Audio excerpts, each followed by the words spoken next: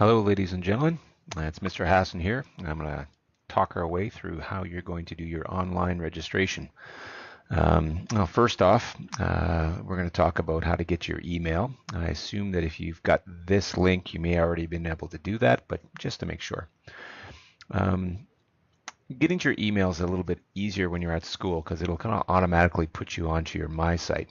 When you're at home, you have this, and you need to go to the Glen Long Collegiate Institute homepage, and you can click on the login, and then on the student login, which will ask for your credentials. They're the same ones that you would use when you log in at school, and then it'll bring you to your My site. So I'm just going to click on staff login right now, but of course you need to do student login if you're going to be doing it from home. And where that brings you is to a place that looks, well, a little bit like this. From there, you can click on My Mail, and there should be a letter there from me, Mr. Hassan, and it will look something like this letter right next door here. So let's go through that now. So you will get a letter, it should have your name on it, and it'll tell you when our registration process is happening. On February 9th, we've got an open house, and here's the times when people can come and be there, and of course that's open to parents too. And on February 12th, we have an SAS meeting and an advocate meeting where we're hoping to give you any sort of information that you need about picking courses. So what happens then is make sure you sign up on Conference Manager for your SAS grade level meetings. That's when we actually pick up report cards too. For the advocate meetings, and the SAS grade level meeting will happen at this time of the day. Try not to book them both at the same time, otherwise you can't attend one of them. Now, there is a note here. The other information that you can get is by going back to that Glen Lawn page that I showed you before. There is a place right here, registration information, and if you click on it, you will see a bunch of information about how to register. So let's actually get to it now. So online registration. Online registration is, we're trying to help you out with this video, and if you ever have to get back to the video, you can find it by just clicking right here through this email. What will happen is you are going to have to register between February 12th and February 19th. So you have about a week to register. Registration won't be open before that date, and it won't be open after that date. And if you don't do it so we're really asking you to please do it in that week period. Now, using this link below, you're actually going to bring you to the place where you will put in this username and password. This is different than your regular username and password, so please keep that in mind. If you're going to copy and paste these things, remember that you actually get just the right letters. If you add even a little extra space like that, as I did right there, the computers are very picky and they won't give you what you want, which is access to the online system. So once you do click on this, you will get a page that looks like this. And of course, I'll just paste that in there now, and I'm going to log in. If you're at school, you may not actually get this login. And if you don't get this login, that's great. Sometimes you do, sometimes you don't.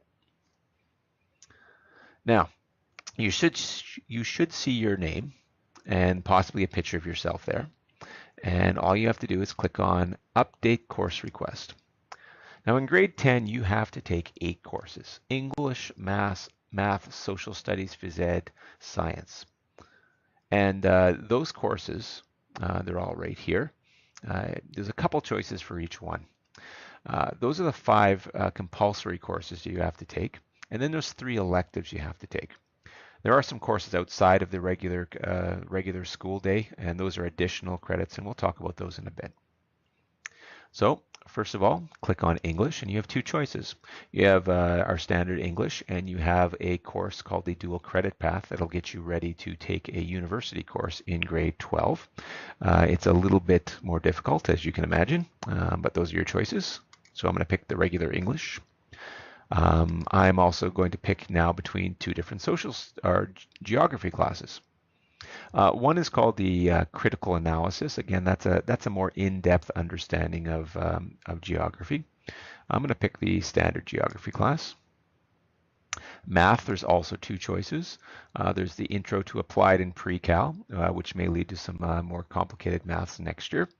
The Essential Math will cover all the essential math that you need, of course, to live your life. I'm going to pick that one. Some of these courses, these two math courses, will actually determine a path that you take. Don't think that one leads to university and one doesn't. That's not the case, but there are certain courses in certain universities where you need one of these two courses, applied or pre-cal, rather than essentials. And that's good to know.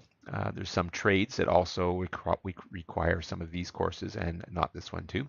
So it's good to know that as soon as you can. I'm going to pick essentials. The grade 10 phys ed class, here we go. There's only one to choose from, so that's easy enough. And the grade 10 science class, I can pick that one right there too. Oh, okay, so the next step is picking my electives. So I'm going to pick 3 electives, and they're going to be my first choice, my second, and my third. My first choice, I'm going to pick concert band. There we go. And my second choice, I'm going to make that clothing and housing design. And my third choice, I am going to pick, a little further. I'm going to take drama. Good. Well, there we are. Now, the next thing, of course, that you have to do is pick your alternates. If for some reason, let's say a course isn't offered because there isn't enough students in it, we want to make sure that we have an alternate. And your alternate one is your 4th choice. It will only be scheduled if one of these 3 courses you don't get into. So in this case, I'm going to pick, let me see, French. And my second alternate is going to be French 2 because that's my 4th choice. And this one too, French. There we go. My final alternate, I'm going to pick, let me see, woodworking. So this would be my 5th choice. Chances of I get my 5th choice are pretty slim, but it's always good to have one in the system that at least I'm interested in. There we go. And the majority of people will be done at that point. Now, if you're not one of the majority of the people and you love those courses that happen at lunchtime and after school, and maybe one of them is concert choir and you want to sign up, you can sign up for it here. It doesn't count as one of your 3 electives. It's over and above. So we'll pick concert choir right there. But there's another one. But there's no more drop down. So let's say I want to be in jazz band too. Well, here's the trouble. I'm going to have to click on the plus sign, and then a new box will pop in. So I said I wanted to sign up for jazz band. So here we go. I'll put the jazz band in there too. Now, every once in a while, a student doesn't actually complete a course. And here's the grade 9 courses like English, math, or phys ed that you may have to sign up for if you maybe didn't pass your English last year or in your grade 9 year, and you feel like and you have to take it again. So that's the place where you can add it in there. Now, you're not quite done yet. The last step of the process is to submit this. And if you submit it right, you're going to get a little yellow bar, and it says right here, course group request submitted successfully. Perfect. If it's a red bar, it'll tell you what you did wrong, and then of course you will have to fix it. So that's it in a nutshell. The last thing we'll have to do, of course, is log off. And you can log off just by clicking here. There you go. If for some reason you have some difficulty or having trouble, remember that we do have during that week after we open registration, we will be in the labs. That's student services will be in the labs to help you out at lunchtime. And of course, you can talk to the office or you can talk to anyone in student services during the day so that we can kind of sort things out. That's it. Hope everything goes well and take care.